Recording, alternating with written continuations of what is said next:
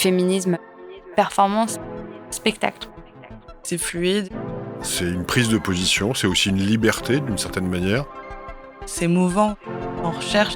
C'est un étendard. On va dire dynamité.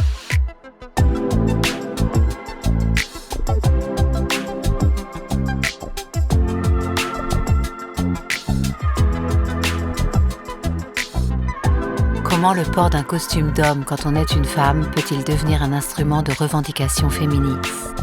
Et qu'est-ce que l'usage généralisé des paillettes, du vernis à ongles ou encore des couleurs pastel raconte des évolutions du genre dans notre société ? Quiet luxury, Y2K, punk, queer ou encore sportswear. Dans Catwalk Calling, designers, journalistes, chercheurs ou figures emblématiques du monde de la mode reviennent sur les défilés cultes de la Paris Fashion Week. Pour nous, ils décryptent les grandes tendances des podiums et ce qu'elles disent de notre société. Je suis Jeanne Balibar. Bienvenue dans Catwalk Calling, un podcast proposé par la Fédération de la haute couture et de la mode.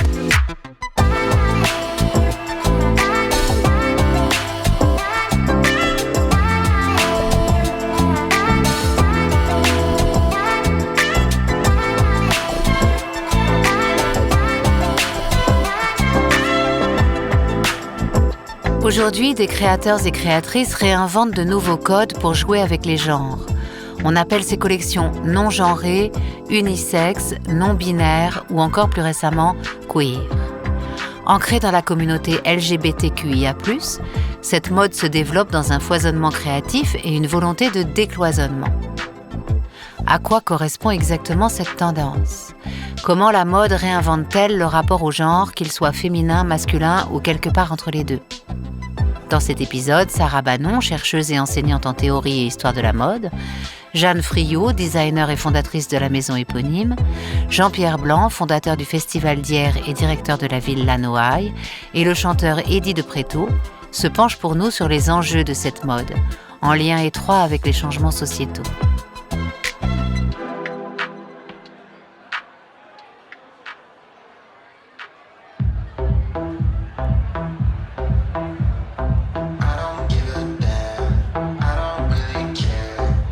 Le dernier show Louis V, il y avait beaucoup de strass et de paillettes. Il y avait énormément de taille haute. C'était très soirée, c'était les premiers looks qui sortaient. Voilà, très droit, très taille haute avec des tout petits torses. On a des petits polos, on a des petites chemisettes très strassées. Et je trouvais ça magnifique. Et c'est pas tous les jours qu'on voit des hommes en paillettes en vrai. Et en plus de manière assez cintrée, près du corps. Donc c'est cool de pouvoir voir ça aussi porté. Et tant mieux que ça puisse exister et qu'on puisse aller danser avec.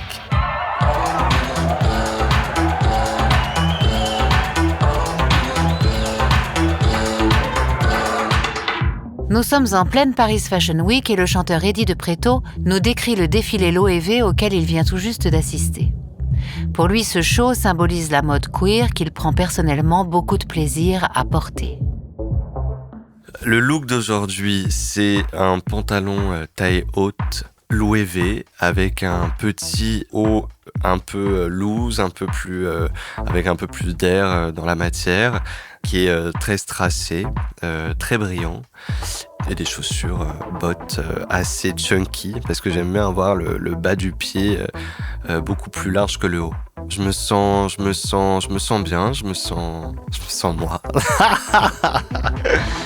L'enfer.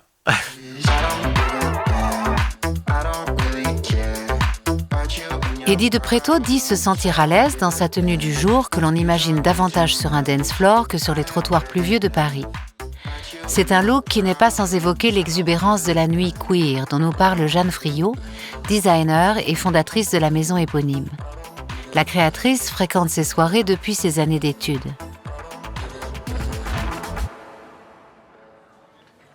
La nuit queer, c'est tout d'un coup rencontrer sa communauté dans un endroit qui est un safe place. Pour moi, c'était une vraie révélation. C'est la première fois où je vois aussi des personnes trans complètement libres au milieu de cette foule, toutes les représentations possibles, toutes les cultures, et la nuit, et la fête, et la danse, et le vêtement au milieu de ça, et aussi les représentations de genre au milieu de ça, complètement diluées et complètement possibles. En fait, je pense que moi, ça a été le cœur de mon travail et de mes créations, cette bulle-là, en tout cas, comment est-ce qu'on peut l'ouvrir pour la transposer dans la société. Jeanne Friot utilise le terme de communauté pour parler des personnes queer. Mais qui sont-elles exactement ? Le queer, c'est un mot qui était de base une insulte envers notre communauté pour dire étrange, bizarre, mais c'est le queen, c'est le PD, enfin voilà, toutes ces insultes-là qui parlaient d'une personne ou d'une communauté qui était dérivée de quelque chose qui était pour eux pas dans le système et du coup questionnable. Et après, ça a été repris justement comme un terme qu'on réutilise, réemploie à terme positif. Et après, je pense qu'il faut parler de sexe et de genre, qui sont deux mots différents, mais qu'on a tendance à confondre en France, parce qu'ils ont souvent été confondus, pas comme en Angleterre ou aux Amériques, où gender et sexualité, c'est deux choses très scindées et différentes. Mais nous, avec notre étymologie, souvent ça se confond. Et il faut bien rappeler que la sexualité, c'est l'attirance envers une personne de tel ou tel sexe. Et le genre, c'est comment est-ce qu'on se sent à l'intérieur de nous, comment est-ce qu'on est, est-ce que notre genre biologique est en accord avec notre genre identitaire.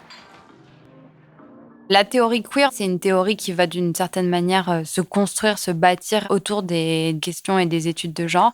Sarah Banon, chercheuse et enseignante en théorie et histoire de la mode à l'Institut français de la mode. Ce qu'il faut savoir, c'est que ce soit les études de genre ou les études queer, en fait, bénéficient largement de l'essor, voire de l'explosion des études féministes auxquelles on assiste, en fait, dans les années 60 et 70, parce qu'en fait, à ce moment-là, on donne de la place à une frange de la population qui était considérée comme minoritaire ou invisibilisée. Donc, en fait, il va y avoir toute cette attention qui va être portée autour des questions du féminisme et du féminin.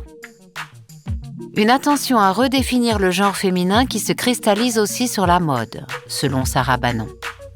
Pendant longtemps, le féminisme a bâti certaines critiques autour de la mode qui seraient rattachées à l'aspect contraignant du vêtement, à l'aspect parfois artificiel, au fait qu'en fait, finalement, ça allait contribuer à cantonner la femme à une certaine position dans la société.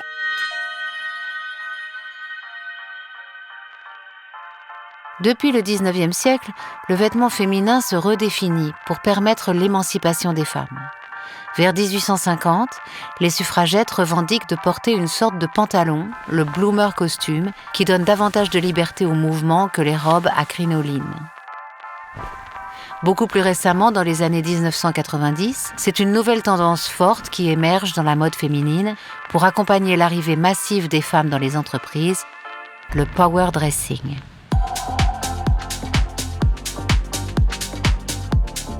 Ça va être un vestiaire qui va être un savant équilibre entre du masculin et du féminin, comme si on voulait un peu juguler le féminin tout en prenant des aspects du masculin, à la fois pour leur aspect pratique à nouveau et pour leur aspect symbolique.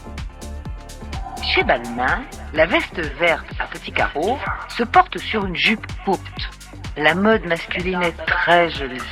Elle va très bien aux femmes qui savent la porter, comme ici ce costume Saint-Laurent, avec insolence et gaieté.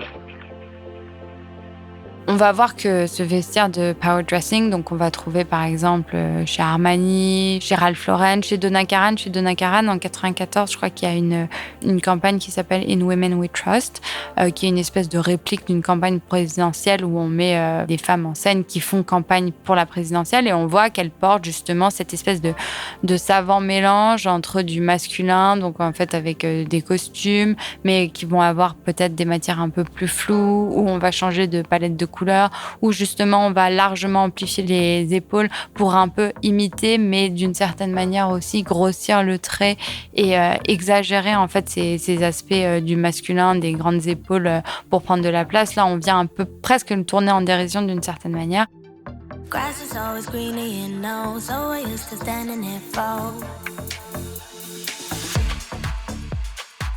Le power dressing, tout comme le bloomer costume avant lui, pose les codes du style masculin sur le vestiaire féminin. Et pourquoi ne pourrait-on pas faire l'inverse ? Un terrain vierge qui inspire Jeanne Friot dans le positionnement de sa marque. J'ai questionné les représentations binaires dans la mode et surtout j'ai choisi d'être sur la Fashion Week homme parce que pour moi il y avait plus de choses à déconstruire sur l'homme que sur la femme. Bien qu'il y a toujours des choses à déconstruire sur la femme, mais en tout cas le vestiaire féminin a été joué, rejoué, déconstruit. Ça fait pas longtemps que les femmes portent des pantalons, mais il y a quand même eu ce truc avec Saint-Laurent, il y a eu Chanel, il y a eu le corset qui s'enlève, les jupes qui raccourcissent, on sent le pouvoir du vestiaire masculin, etc. Donc il y a vachement plus de possibles sur le vestiaire féminin. Là où je trouvais ça intéressant de se positionner sur l'homme, où je pense qu'il y a tellement de choses à faire encore. Cette friche attire depuis quelques années plusieurs jeunes créatrices et créateurs, comme Ludovic de Saint-Cernin, dont nous parlent tous nos invités. Alors moi, ce qui m'a fasciné la première fois que j'ai vu une pièce de Ludovic, c'est que ça me rappelait aussi les slips pour garçons avec des lacets, ou sur les côtés ou devant. Jean-Pierre Blanc est le directeur de la Villa Noailles, un centre d'art et d'architecture situé à Hyères, dans le sud de la France. Il dirige aussi depuis 38 ans le Festival international d'Hyères, consacré à la mode, la photographie et les accessoires, qui met en valeur chaque année les talents qui feront la mode de demain. Et il se trouve qu'il y avait un créateur des années 70 qui avait aussi construit sa direction artistique autour de ces choses-là, qui s'appelait Philippe Salvé. Et c'était la mode Côte d'Azur. Ça a été un des premiers présidents du jury du Festival d'Hyères en 1986.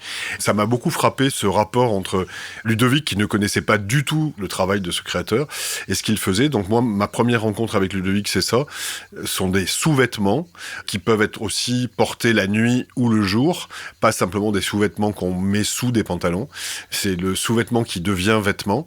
Puis il y a ces collaborations multiples avec Swarovski au tout début aussi, qui donnent des pièces absolument spectaculaires en défilé, des strings, des slips pour hommes entièrement strassés avec des colliers assortis.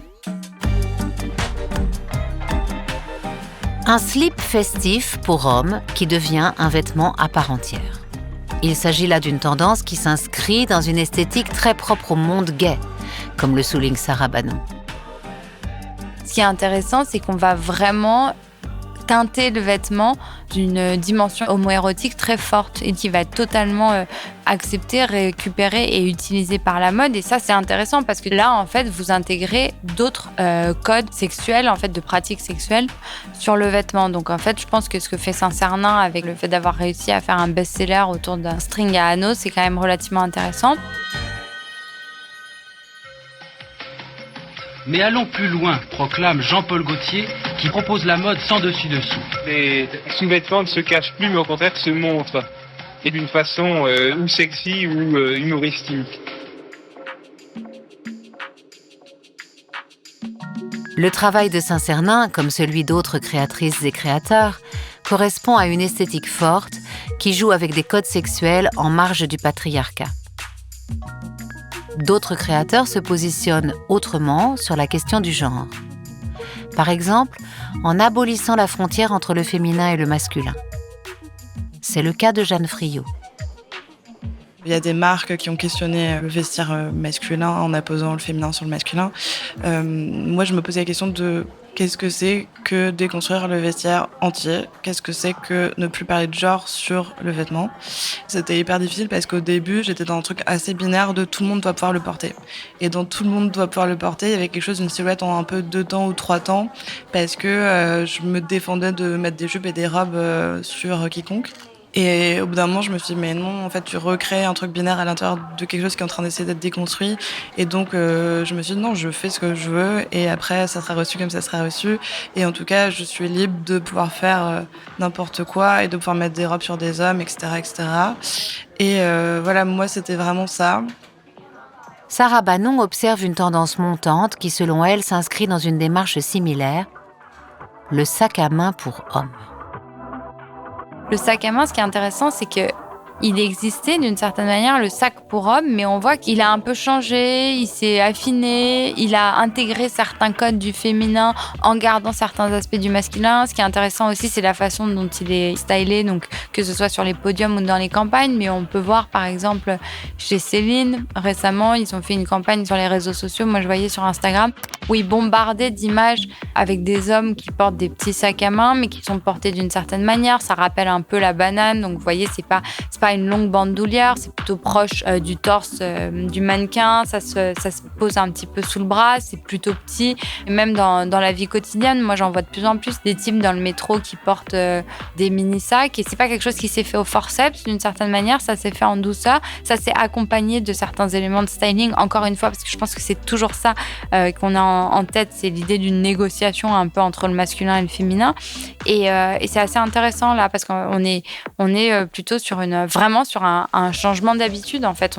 Et ça s'accompagne pas d'une revendication nécessairement liée à la sexualité ou liée à une communauté X ou Y. En fait, c'est juste un changement dans le vestiaire, comme si finalement, au lieu d'être uniquement dans le vestiaire féminin, on allait le positionner un peu à droite à gauche, comme si le vêtement devenait fluide.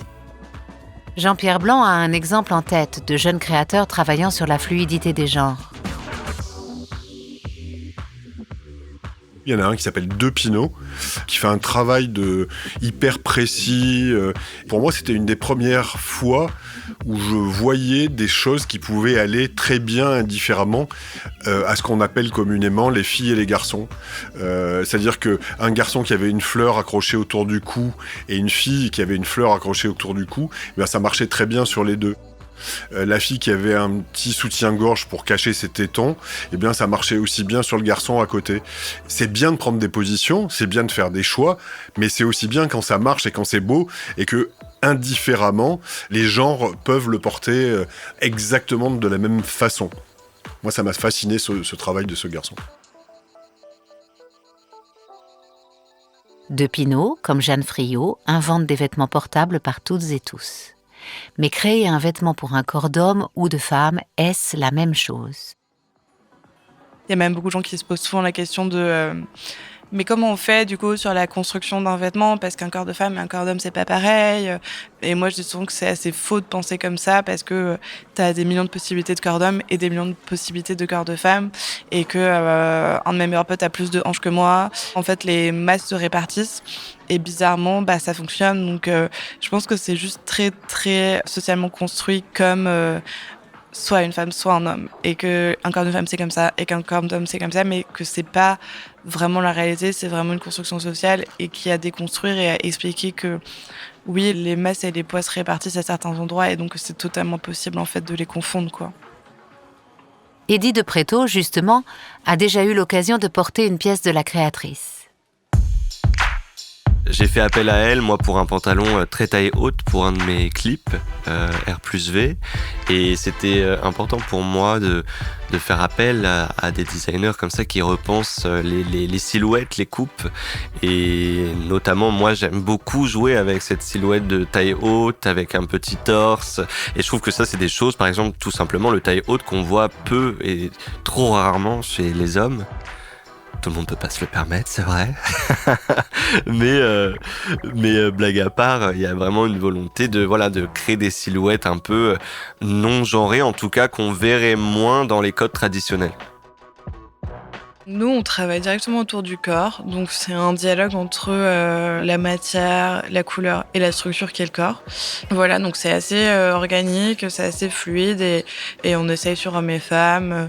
On ne parle pas de catégorie de genre et on ne parle pas d'une morphologie en particulier, donc c'est assez simple en fait comme manière de fonctionner.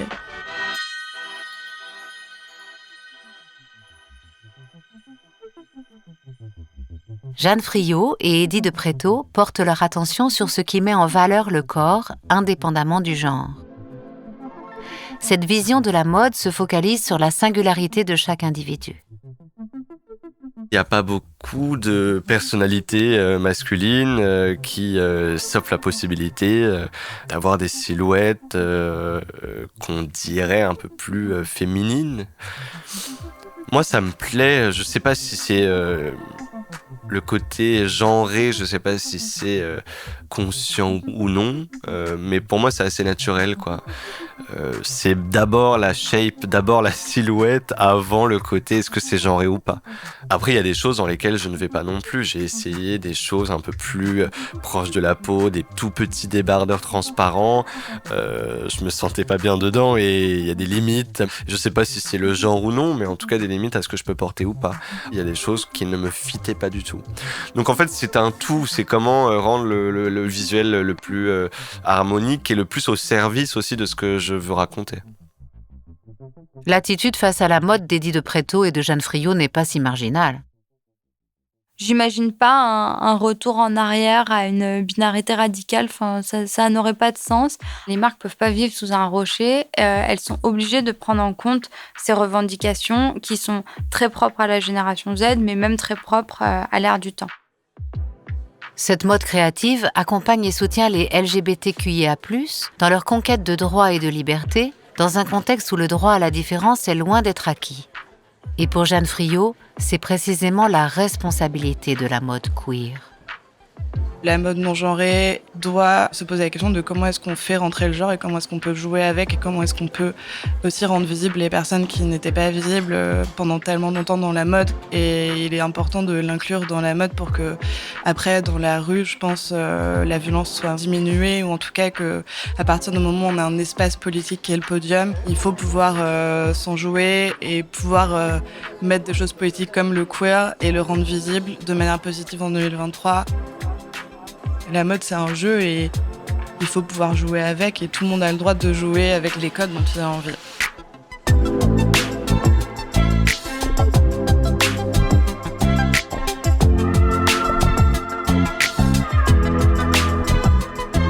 C'était Catwalk Calling, épisode 4, Queer. Si vous avez aimé cet épisode, n'hésitez pas à le partager avec vos proches ou à vous abonner sur vos plateformes d'écoute préférées. Ce podcast est une création de la Fédération de la haute couture et de la mode, produit par l'Acme Productions, préparé, tourné et écrit par Lola Berthet, réalisé et mis en musique par Thomas Rosès, avec la voix de Jeanne Balibar.